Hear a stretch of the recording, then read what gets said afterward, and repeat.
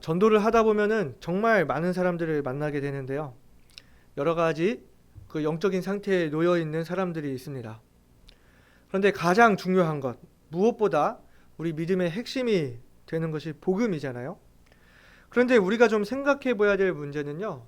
전도를 하는데 복음을 모르는 사람들이 없다는 것입니다. 예수님을 모르는 사람이 없습니다. 예수님이 동정녀 마리아에게서 나셨다. 수많은 기적을 행하셨다. 예수님이 십자가에 못 박혀 죽으셨다. 3일 만에 부활하셨다. 믿든 믿지 않든 간에 이 이야기를 못 들어본 사람이 거의 없다는 것입니다. 예수님의 이야기를 다 알고 있지만 그것이 나를 위한 이야기, 나에게 필요한 이야기라는 것은 받아들이지 않는다는 거예요.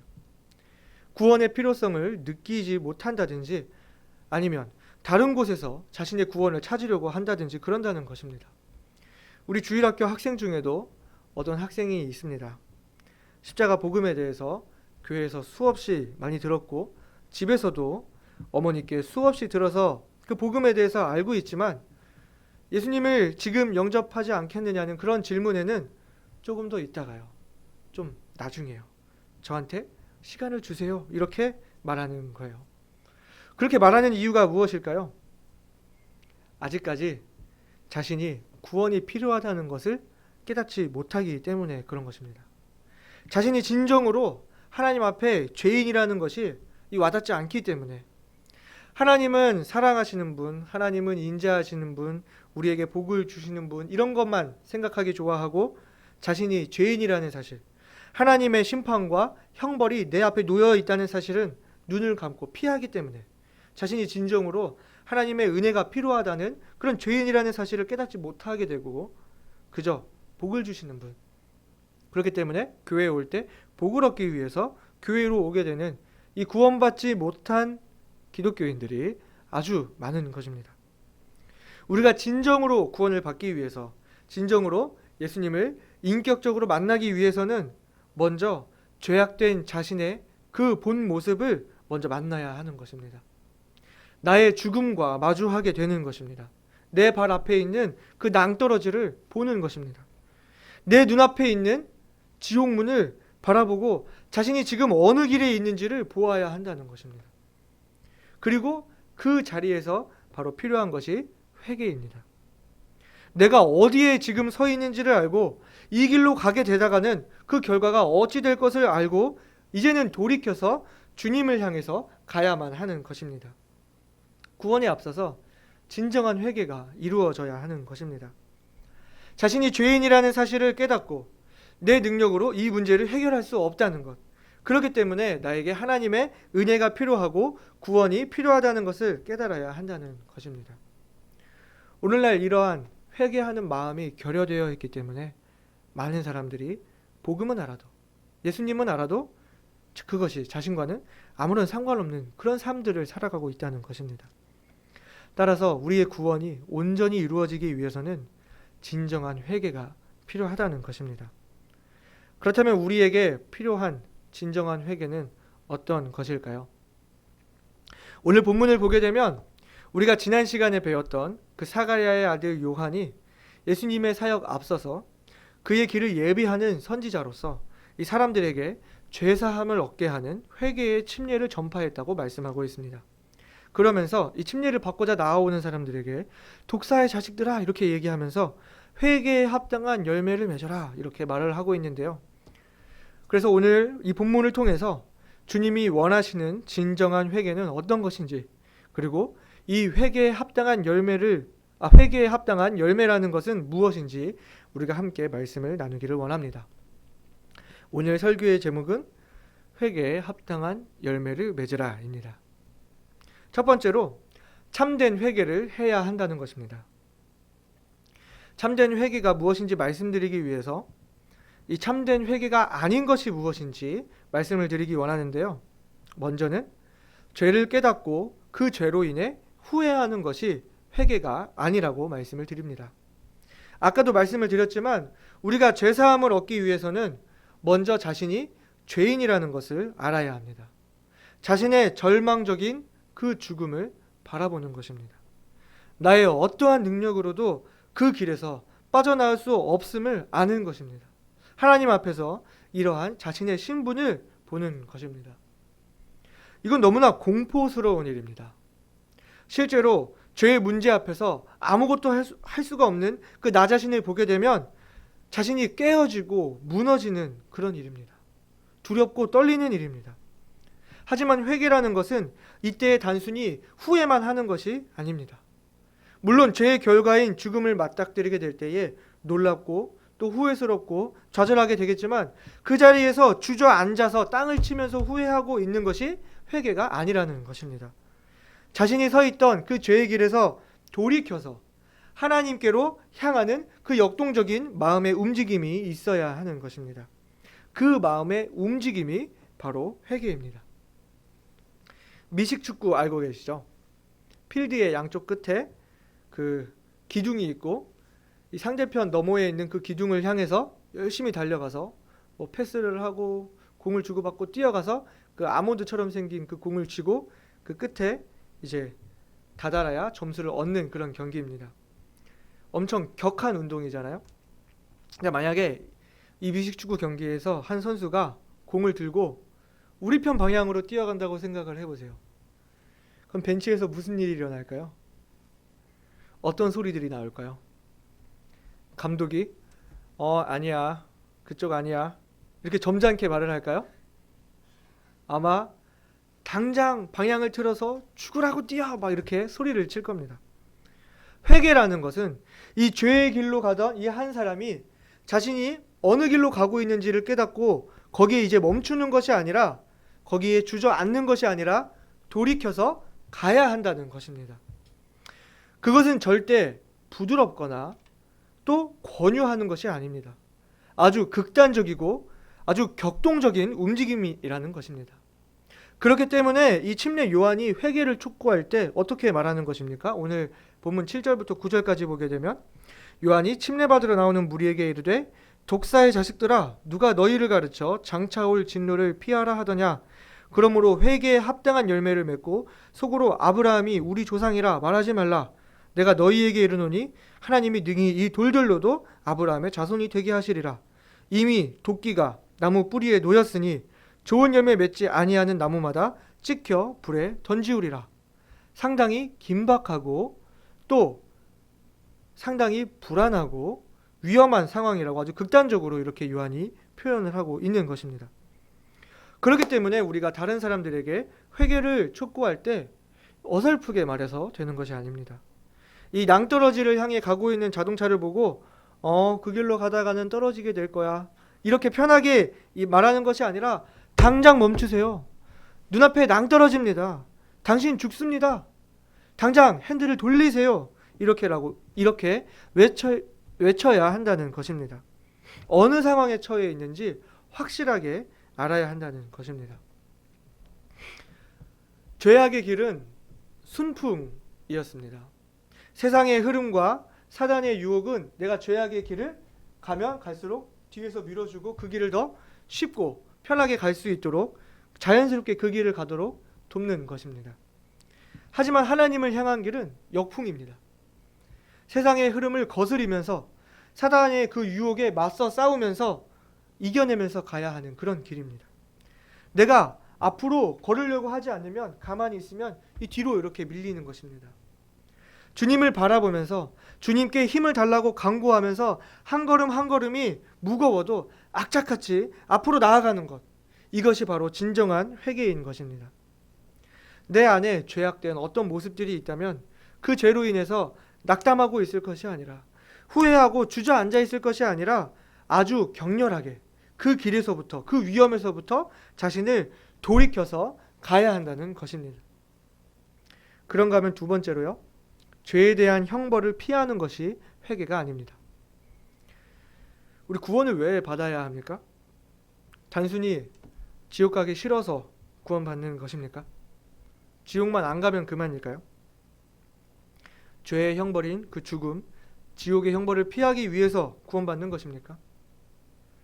방금 아까 제가 회개는 하나님께로 향한 격동적인 움직임이라고 했습니다. 오늘 본문을 보게 되면 요한에게 침례받으러 나오는 많은 무리들이 있었습니다. 그런데 요한은 이 무리들을 보고 독사의 자식들이라고 말하는 것을 보게 됩니다. 오늘 본문 7절과 8절 같이 읽어볼까요? 오늘 본문 7절과 8절입니다. 요한이 침례받으러 나오는 무리에게 이르되 독사의 자식들아 누가 너희를 가르쳐 장차올 진노를 피하라 하더냐. 그러므로 회개에 합당한 열매를 맺고 속으로 아브라함이 우리 조상이라 말하지 말라. 내가 너희에게 이르노니 하나님이 능히 이 돌들로도 아브라함의 자손이 되게 하시리라. 이 당시 시대가 어떤 시대였는지 또 이 사람들이 어떠한 마음으로 요한에게 나아왔는지를 살펴보게 되면은 먼저 이 본문의 1절과 2절에서 말하고 있듯이 디베리오 가이사가 로마의 황제로 있을 때에 빌라도가 유대의 총독으로, 또 헤롯이 갈릴리의 분봉왕으로, 그 동생 빌립이 이두레와 드라고니 지방의 분봉왕으로, 루사니아가 아빌레네의 분봉왕으로 있었다. 이렇게 말하고 있었는데 이것은 누가복음 2장에서도 나오듯이 실제로 역사적인 어떤 시기를 말하기도 하지만 지금 이 말씀을 보게 되면 우리가 생각할 수 있는 것은 현재 이스라엘 전역이 이 로마의 지배를 받고 있었다는 것을 보여주게 됩니다. 또 2절을 보게 되면 가야바가 대제사장으로 있었다고 했는데 이 복음서에서 이 가야바라는 대제사장을 보게 되면 예수님을 십자가에 처형하는데 아주 앞장섰던 인물이었던 것을 보게 되는데요. 자신의 이익 때문에 로마와 타협했던 인물이었고 또 세속적인 인물이었던 것을 우리가 보게 됩니다. 그러니까 당시 이스라엘이 정치적으로 또한 종교적으로 매우 혼란한 시기였다는 것을 말해주고 있고 우리가 지난 시간 함께 생각해왔던 것들처럼 하나님의 말씀이 400년 동안 잠잠했던 암흑기였고 또 이스라엘 백성들이 이 가난한 자를 돌보지 않고 이기적인 모습들이었다는 것.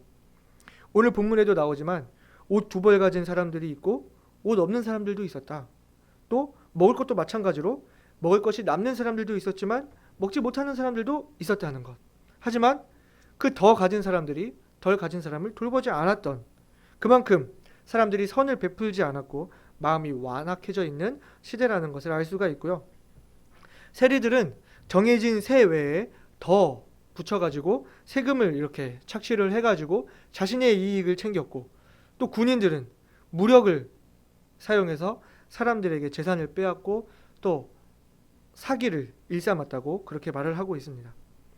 이렇게 정치적으로 또 사회적으로 종교적으로 혼란한 이 시기에 요한이 말하기를 골짜기들이 메워지고 모든 산과 작은 산이 낮아지고 굽은 것이 곧아지고 험한 길이 평탄하게 될 것이고 모든 육체가 하나님의 구원하심을 보리라는 이 이사야의 말씀을 증거하면서 이제는 하나님께서 모든 것들을 바로 잡으시고 세상이 높은 것이 낮아지게 되고 낮은 골짜기가 메워지고 굽은 길이 평탄하게 되는 이 세상을 뒤집어 엎을 거라는 이 말씀을 전하면서 이제는 그분 앞에 자신의 마음을 돌이키라는 그 회개의 침례를 전파했던 것입니다. 근데 이럴 때에 이 가진 사람들, 세리들, 군인들도 이 요한 앞에 와서 침례를 받고자 했을 때에 요한이 이들에게 독사의 자식들아 누가 너희를 가르쳐 장차 올 진노를 피하라 하더냐 이렇게 말하는 것으로 봐서 이들의 마음이 여전히 죄의 길로 가면서 형벌만을 피하기를 바랬던 것으로 알 수가 있는 것입니다. 그렇기 때문에 요한이 이들에게 장차 올 진노를 피하는 것이 회개가 아니다 이렇게 말을 하고 있는 것입니다. 요한이 전파했던 이 죄사함을 얻는 회개의 침례라는 것은 우리가 이것을 생각할 때에 마치 이 침례로 인해서 이 침례가 죄를 사해준다 이렇게 죄사함을 얻게 한다 이렇게 생각할 수 있는데 이 침례가 어떤 능력이 있어서 죄를 사해준다는 것이 아니라 자신의 마음으로부터 이 죄의 길에서 역동적으로 돌이키고 이제는 하나님을 향해 나아가겠다는 그 마음의 움직임이 필요하고 그것을 겉으로 드러내는 고백이 바로 회개의 침례였던 것을 알 수가 있습니다. 따라서 여전히 그 죄의 길에 있으면서 그 길에서 돌이키지 않으면서 이 여전히 어려운 이웃들을 돌보지 않고 여전히 이기적이고 여전히 세금을 부정직하게 걷고 여전히 백성들을 괴롭혀서 돈을 갈취할 그 계획들을, 그 마음의 의지들을 가지고 있으면서 겉으로 보이는 그 침례의 순종함으로 어떻게 한번 형벌을 피해볼까 하는 그런 마음들이 이들에게 있었고, 요한은 바로 그런 마음들을 지적한 거라고 할 수 있는 것입니다. 그러니까 마치 아까 제가 회개가 죄의 길로 걷다가 방향을 돌이켜서 하나님께로 가야 된다라고 했는데, 이 죄의 길로 걷다가 앞에 형벌이 있으니까 이렇게 뒷걸음질 치려는 어떤 이런 모습이었다는 것입니다. 그런데 진정한 회개라는 것은 그 죄의 길에서 돌이키는 것입니다. 지금까지 죄로 인해서 받아야 할 어떤 형벌이 있었다면 내가 그 형벌을 받고서라도 내가 바른 길을 걷겠다 하는 그런 마음입니다. 다만 그 형벌을 내가 직접 받을 수 없기 때문에 예수님께서 그 형벌을 대신 받아주신 것입니다. 내가 예수님을 믿고 구원받는 것이 어차피 죄사함을 다 받았기 때문에 마음껏 죄 지어도 된다는 어떤 그런 자격이 주어지는 것이 아니라는 이야기입니다. 만약에 그런 사람이 있다면 예수님께서 그 사람에게 나중에 언젠가 말씀을 하실 것입니다. 내가 너 그렇게 마음껏 죄 지으면서 살라고 그것 때문에 너를 위해서 죽어준 거 아니다. 우리가 회개했다고 하면서 여전히 죄의 길에 있는 것은 나를 위해 죽으신 그 주님의 죽음을 모욕하는 것입니다. 전도를 하다 보면 여러 가지 사람을 만나지만 복음을 소개하다 보면 때로는 우리가 말하는 것이, 우리가 주장하는 것이 구원파에서 말하는 거랑 비슷하다, 이렇게 많이 오해를 받습니다. 예수님께서 나의 과거, 현재, 미래 모든 죄를 다 용서하셨으니 내가 이제 죄를 지어도 천국에 갈 수 있다 하는 그런 그 말 때문입니다.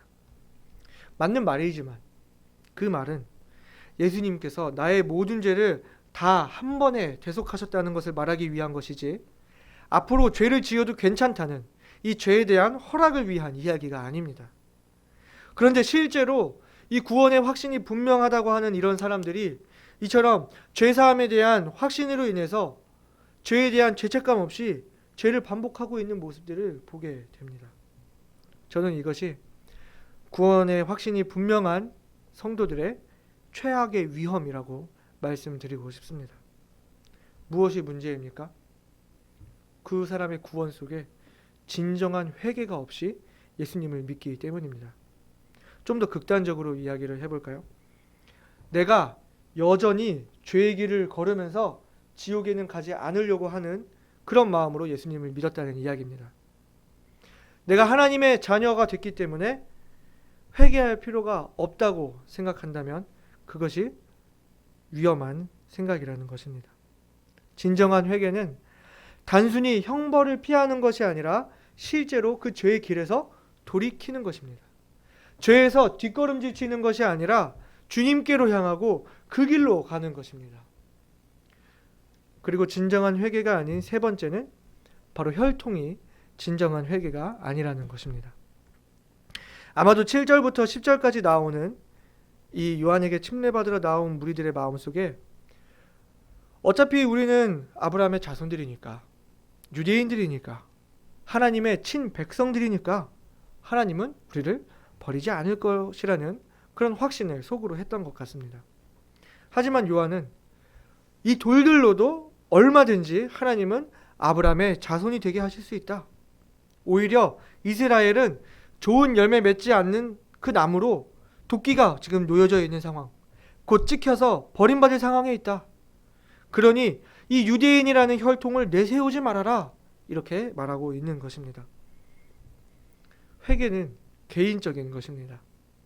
우리 요한복음 1장 12절 13절 보게 되면 영접하는 자, 곧 그 이름을 믿는 자들에게는 하나님의 자녀가 되는 권세를 주셨으니 이는 혈통으로나 육정으로나 사람의 뜻으로 나지 아니하고 오직 하나님께로서 난 자들이니라 말씀하고 있습니다.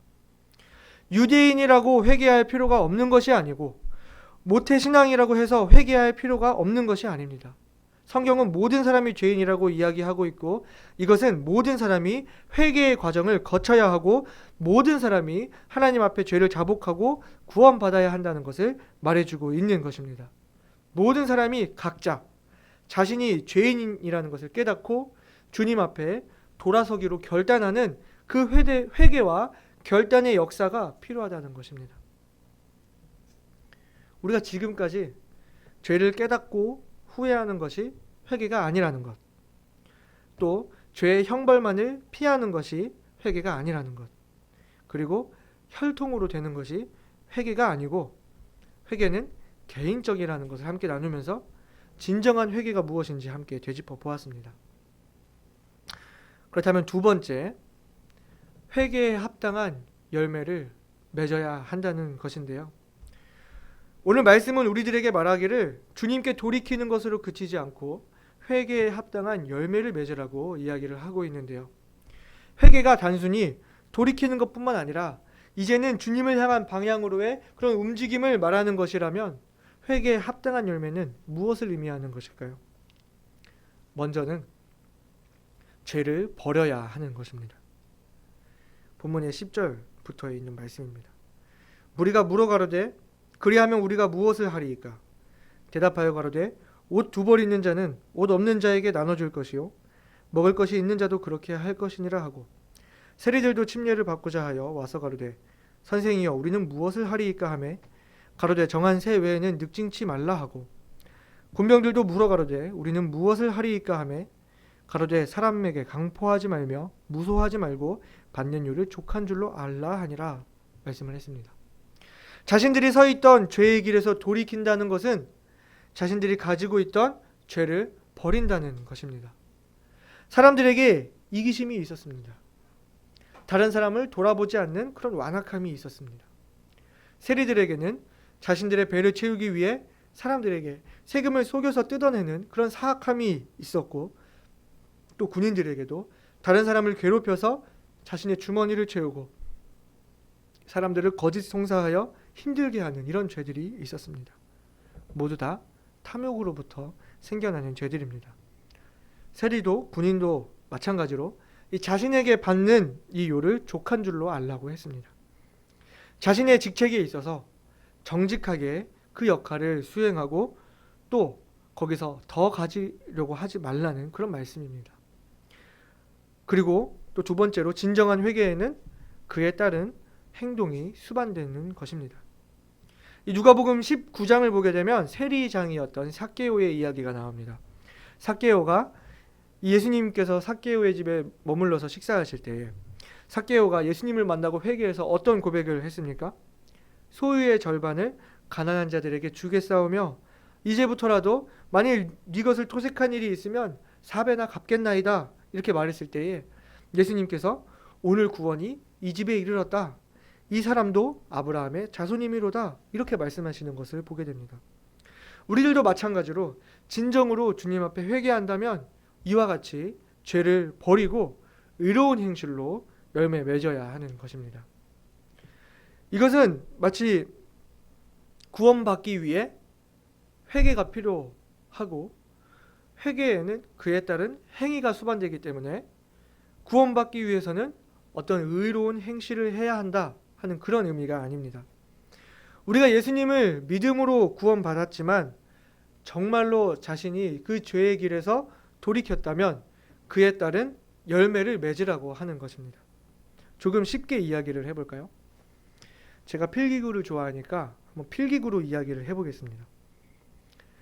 한 사람이 있었습니다. 그리고 또 다른 한 사람이 있습니다. 둘이 정말 친한 친구인데요. 이 사람에게 아주 값비싼 만년필이 있었습니다. 아주 비싼 거고 아주 애지중지하면서 이 만년필을 참으로 아꼈습니다. 그런데 이 사람이 그 만년필을 훔쳤습니다.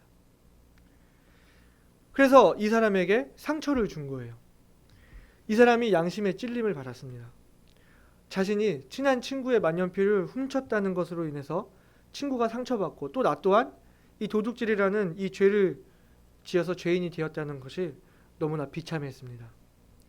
그러다가 주님을 만나고 주님의 죄사하심을 깨닫게 됐습니다. 더 이상 죄책감에 시달리지 않아도 된다는 그런 말씀을 들었습니다. 그래서 이 사람이 주님을 믿고 구원받았습니다. 그래서 이제는 편안한 마음으로 이 만년필을 잘 사용하기로 했습니다. 이게 말이 되는 이야기입니까? 주님께서 주시는 그 죄 사함만이 문제가 아닌 것입니다. 상처받은 그 사람은요, 당연히 돌려줘야 하는 것이고, 또 보상을 해야 한다면 그에 따른 보상도 해야지 마땅한 것입니다. 진정으로 죄를 뉘우치고 돌이킨다면 그에 합당한 행동들이 따라오게 되는 것입니다. 물론 그것이 즉각적으로 눈에 보이지 않을 수도 있고 아주 조금씩 변화될 수도 있습니다. 제가 아까 뭐라고 했죠? 회개의 길은 역풍이라고 했습니다. 한 걸음 한 걸음이 걸어가기가 힘든 길이기 때문에 바로 눈에 보이지도 않을 수 있다는 것입니다. 쉽지 않은 길입니다. 용서를 구하기 위해서 내 자존심을 꺾어야 하는 것이고, 내가 이득이라고 취했던 것들 모두 다 돌려줘야 할 필요가 있는 것이고, 도리어 자신이 가지고 있던 것도 희생해야 할 수도 있는 것입니다. 하지만 우리가 예수님의 죽으심을 헛된 것으로 만들지 않기 위해서, 복음을 값싼 것으로 둔갑시키지 않기 위해서는 이제는 죄로 물들어 있던 나는 죽고 그리스도로 사는 삶, 귀한 열매를 맺는 삶을 살아야 한다는 것입니다. 좀 더 나아가서요, 이 본문의 구절을 보게 되면 이 좋은 열매 맺지 아니하는 나무마다 찍혀서 불에 던지우리라 말씀하셨는데요. 이것은 좋은 열매, 그러니까 착한 행실을 내지 아니하면 지옥에 간다 하는 그런 말씀도 아니고, 또 나쁜 열매, 죄의 열매를 맺으면 지옥에 간다는 그런 말씀도 아닙니다. 좋은 열매를 맺지 아니하는 나무는 필요가 없다 하는 그런 말씀입니다. 그러니까 좋은 열매를 맺어라 하는 그런 말씀인 것입니다. 예레미야 2장 21절을 보게 되면, 내가 너를 순전한 참 종자 곧 귀한 포도나무로 심었거늘 내게 대하여 이방 포도나무의 악한 가지가 되면 어찌미뇨, 이렇게 말씀을 하고 있는데요. 하나님은 이스라엘을 친백성 삼으시고 제사장 나라로서 그 이방을 주님께로 이끄는 빛이 되기 위해서 이들에게 아주 좋은 것을 주시고 아주 최고의 극상품 포도로 심으셨는데, 이스라엘이 맺은 그 열매는 아주 쓸모없는 악한 열매였다는 것을 주님께서 말씀하고 있는 것입니다. 그렇기 때문에 하나님께서 내가 이제 더 이상 이스라엘을 쓰지 않으시겠다 하시는 것입니다. 완전히 버려서 지옥 불못에 떨어지겠다 하는 그런 말씀이 아닙니다. 그렇기 때문에 우리는 회개에 합당한 열매, 즉 좋은 열매로 하나님께 드릴 수 있어야 한다는 것입니다. 우리 에스겔서 15장을 같이 보실까요? 에스겔서 15장을 우리가 같이 찾아서 보시겠습니다. 에스겔서 15장입니다. 성경은 그 이스라엘 백성들을 이렇게 열매 맺지 못하는 나무에 많이들 이렇게 비유해서 나왔는데요. 에스겔서 15장을 보게 되면, 여호와의 말씀이 내게 임하여 가라사대 인자야, 포도나무가 모든 나무보다 나은 것이 무엇이랴? 산림 중 여러 나무 가운데 있는 그 포도나무 가지가 나은 것이 무엇이랴? 그 나무를 가지고 무엇을 제조할 수 있겠느냐? 그것으로 무슨 그릇을 걸 못을 만들 수 있겠느냐? 불에 던질 화목이 될 뿐이라. 불이 그 두 끝을 사르고 그 가운데도 태웠으면 제조에 무슨 소용이 있겠느냐? 그것이 온전할 때에도 아무 제조에 합당치 않았거든. 하물며 불에 살라지고 탄 후에 어찌 제조에 합당하겠느냐? 그러므로 주 여호와 내가 말하노라.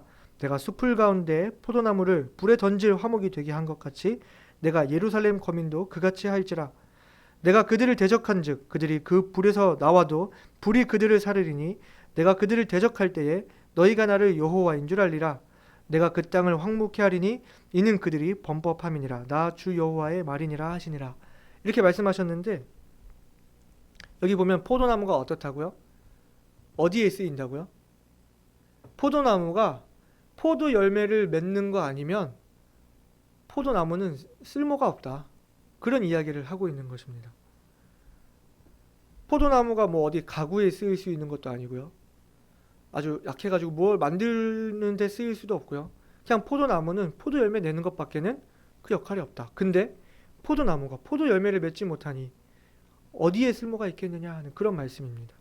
그러니까 열매 맺지 못하는 나무는 아무짝에 쓸모가 없다 하는 그런 말씀입니다. 그리고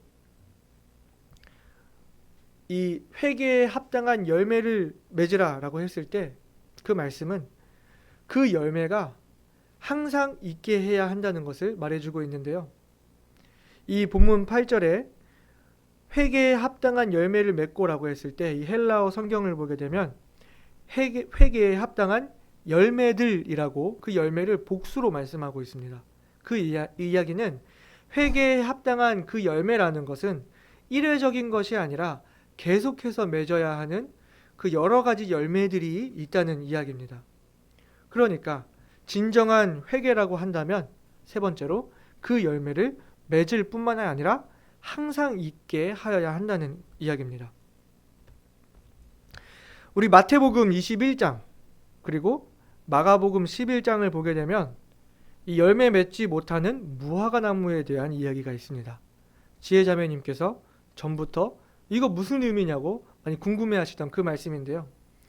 무화과 나무가 아직 열매를 맺을 때가 아닌데 예수님께서 시장하셨는데 그 나무에게서 열매를 구했으나 열매가 없자 그 나무를 말라버리게 했다는 그런 이야기입니다.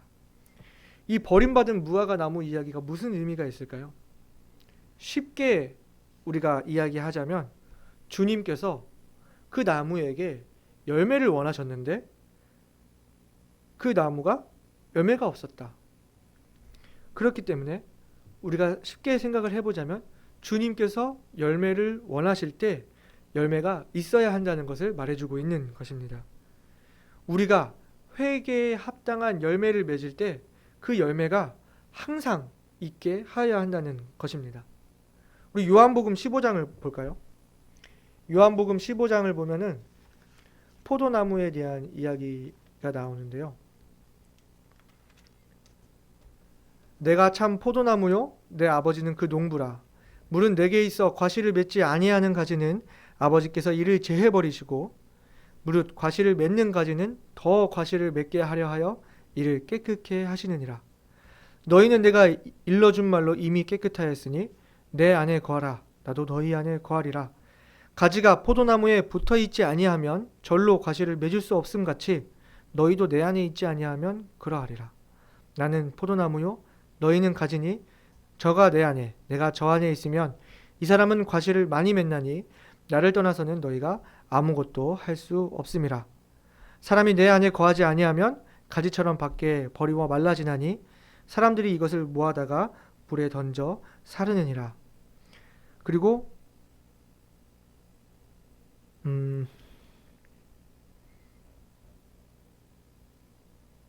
16절을 볼까요? 16절 같이 읽어볼까요? 너희가 나를 택한 것이 아니요 내가 너희를 택하여 세웠나니 이는 너희로 가서 과실을 맺게 하고 또 너희 과실이 항상 있게 하여 내 이름으로 아버지께 무엇을 구하든지 다 받게 하려 함이니라 그랬는데요. 지난번에 목사님께서도 그런 말씀을 하셨었습니다. 열매를 맺는다는 것은 이제부터 그 열매가 계속해서 열릴 것이라는 의미를 가지고 있다고 하셨습니다. 그러니까 우리가 주님 앞에 참으로 회개한 심령이라면 이제는 그에 따른 합당한 열매를 맺어야 하는 것이고 또 그 열매가 항상 있게 해야 한다는 것입니다. 말씀을 정리하겠습니다. 여러분 진정으로 주님 앞에 회개하셨습니까? 회개는 그 자리에 돌아서서 머물러 있는 것도 아니고 또 죄로부터 뒷걸음질 치는 것도 아닙니다. 회개는 주님께로 방향을 돌려서 한 걸음 한 걸음 주님께로 나아가는 것입니다. 그리고 그 걸음을 걸어간다는 것은 내가 가지고 있던 죄악들을 버리고 주님이 원하시는 모습으로 살아가면서 의로운 열매들을 맺어가는 삶이라는 것입니다.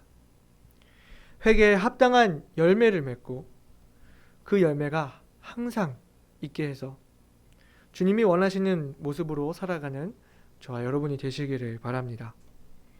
우리 다 같이 기도하시겠습니다.